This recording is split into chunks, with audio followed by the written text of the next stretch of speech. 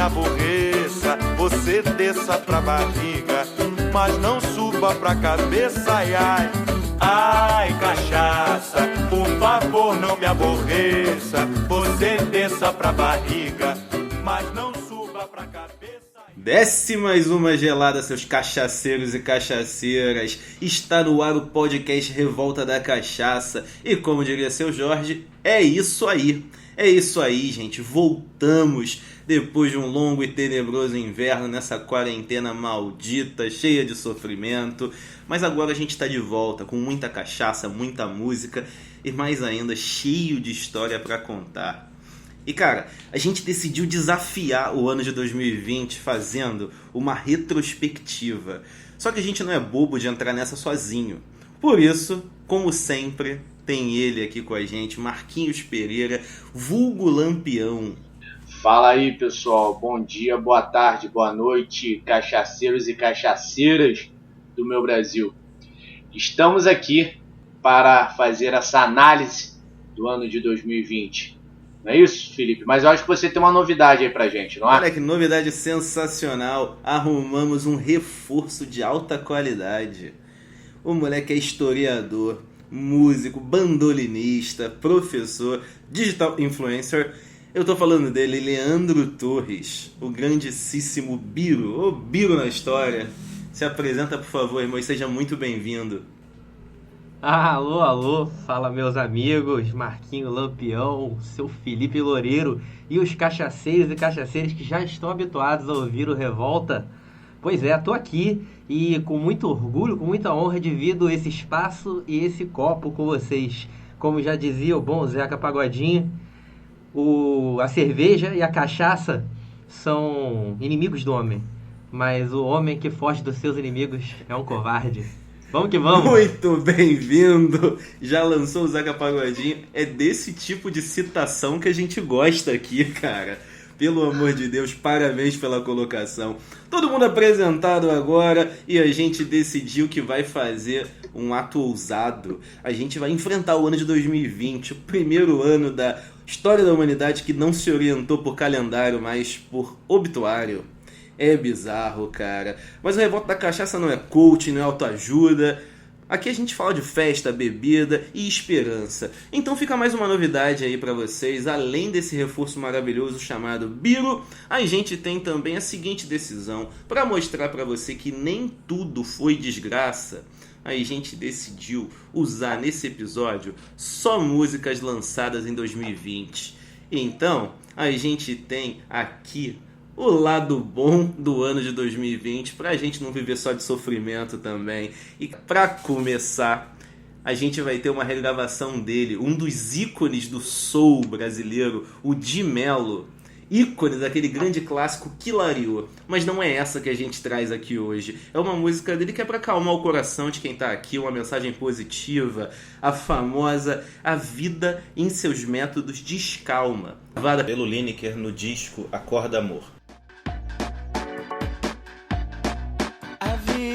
Em seus métodos descalma, vai com calma, você vai chegar. Se existe o desespero, é contra a calma, é. E sem ter calma, nada você vai encontrar. A vida em seus métodos descalma, vai com calma, você vai chegar. Se existe desespero, é contra a calma, é. Pois sem ter calma, nada você vai encontrar.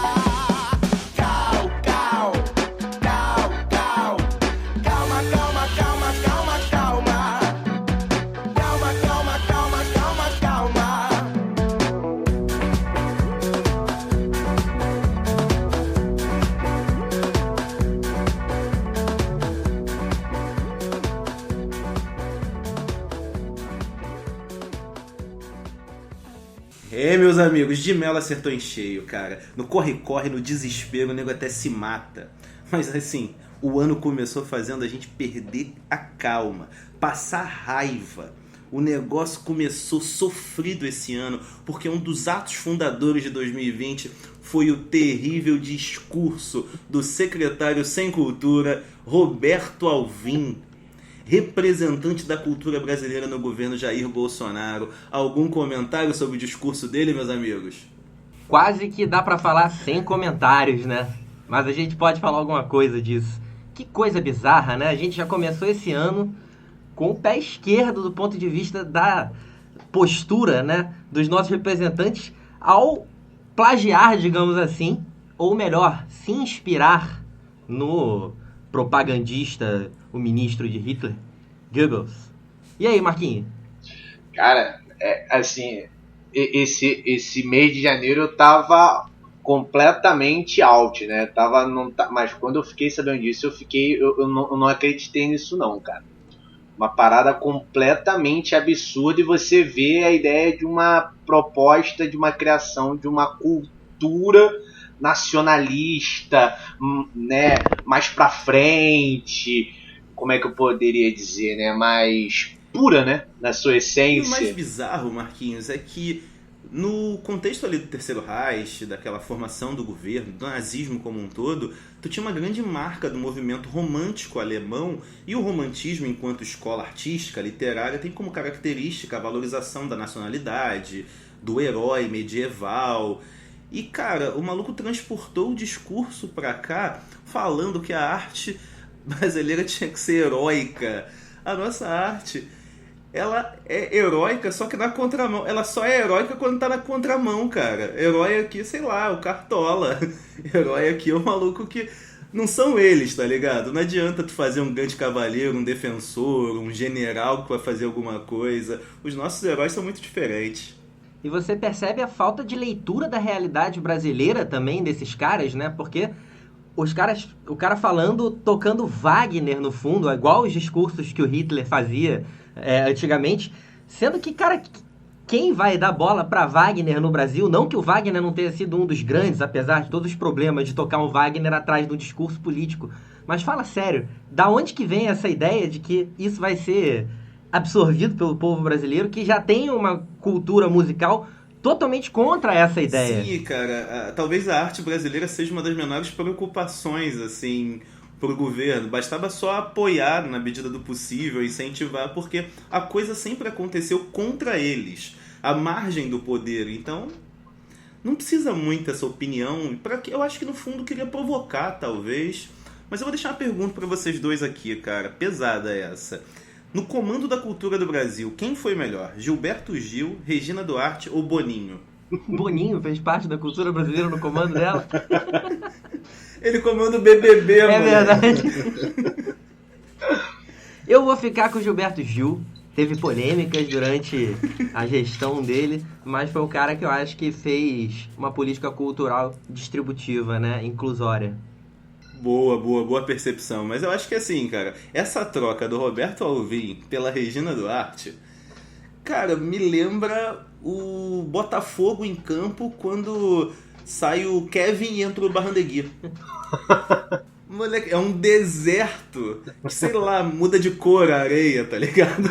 Não tem nada. Mudou nada. Mas enfim, não foi só disso, né, cara? O governo fez mais trapalhadas em janeiro. A gente tem também as várias falhas nas notas do Enem que afetaram o SISU e colocaram os estudantes que são parte do nosso público, assim, e parte essencial do nosso cotidiano como professores, colocou o menino e menina desesperado. O Ministério da Educação tinha uma coisa pra fazer, gente, em janeiro. A escola tava de férias. Eles não conseguem fazer o mínimo. Assim, eu não sei assim, mas teriam tantos outros escândalos assim de erro, de nota gritante como ficou. Eu não lembro, cara, de algo assim tão escancarado como aconteceu em janeiro. Cara, assim, eu atribuo esse erro, baseado assim, no que eu vi na imprensa e tal, a essa necessidade dos caras de cortarem cargos, tirarem de postos estratégicos pessoas com posições políticas diferentes.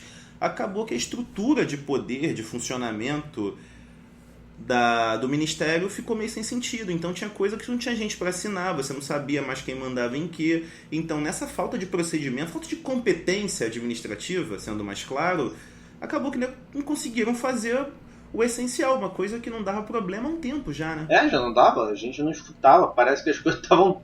O arroz e feijão já estava certo já há um tempo e parece que erraram nas medidas de cada um. E a negação do erro também, né? Porque o tempo todo perguntados e pressionados e dizendo que estava tudo certo, e aí o próprio MP teve que entrar. Cara, mas uma coisa que a gente precisa elogiar o nosso governo foi em relação ao Fórum Econômico Mundial, né, cara? Que o nosso presidente melhorou consideravelmente o seu discurso em relação ao ano anterior, porque ele não foi, né?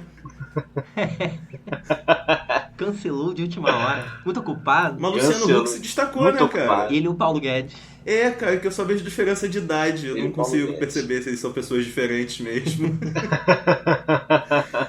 Mas assim, saindo desse mês já bastante complicado, a gente tem que lembrar que no fundo de tudo, quando a gente fala de Weintraub, que finalmente não faz mais parte do nosso cotidiano, ou mesmo do nosso presidente, parece vilão burro de desenho animado, sabe? Daquele que sempre vai perder no final, mas que fica enchendo o saco e nunca desiste de tentar.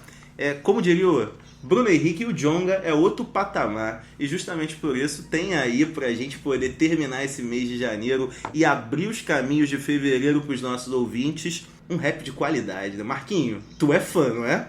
Gosto bastante, cara. Gosto bastante desse mineirinho. Então sobe o som aí pro Djonga, outro patamar.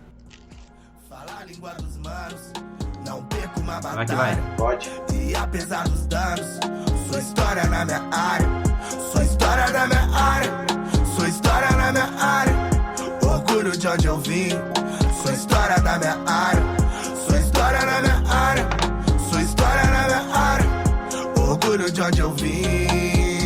Se cada um é um universo, quem salva uma vida salva o mundo inteiro. Seja protagonista da sua história, pega a folha e muda o roteiro. Minha gente cruzou o mar, força com mão branca, cruzei voando com a força da minha palavra. Nosso é bom no campo, igual o Bruno Henrique, porque lembra do tempo da várzea.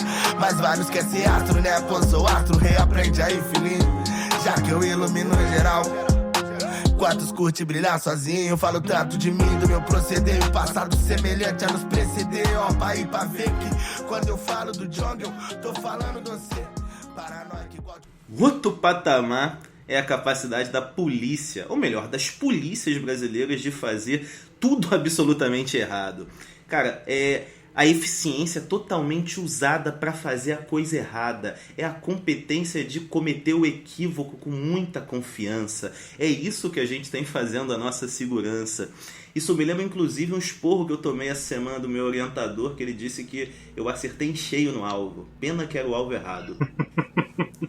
Moleque, mas falando nisso, em fevereiro teve carnaval, teve o nosso presidente lá, Golden Shower, falando besteira, e teve também a polícia matando um miliciano perigoso, um miliciano cheio de conexões políticas e que, se fosse preso e interrogado, ajudaria a gente a saber coisas do tipo quem mandou matar Marielle Franco e Anderson Gomes. Foi o Adriano da Nóbrega, assassinado pela polícia na Bahia numa operação extremamente esquisita.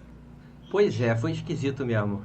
E Esse escritório do crime aí, né, deu o que falar. Deu o que e a falar. situação, né? O cara no interior da Bahia trocando tiro com a polícia. Ele que é um cara que foi policial, ex-BOP, capitão, não foi? Foi ex-capitão do BOP, Adriano Nóbrega, cara.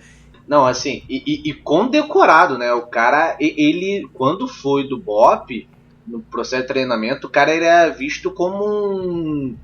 Tipo, mano, tipo assim, aquele filme do sniper americano. O cara, tipo assim, o cara era da linha de frente mesmo. O cara que tinha um rendimento melhor do que os outros. Os melhores testes, as melhores provas era do cara, né? Cara, mas antes mesmo de ser expulso da PM em 2014, ele já tinha sido preso e solto por 3 crimes cometidos. E logo depois da primeira prisão dele, ele foi punido recebendo uma condecoração dada pelo deputado estadual Flávio Bolsonaro, com quem ele tinha várias conexões, inclusive diversos familiares fazendo parte do gabinete do Flávio Infartinho, né? Pois é, e ainda 2 anos depois, isso foi em 2003, em 2005, ele novamente fez uma menção honrosa ao senhor Adriano Nóbrega, né, que estava já a essa altura do campeonato comprometido, envolvido com caça-níqueis. Depois, futuramente, ele vai começar a se envolver com agiotagem na Zona Oeste, inclusive isso daí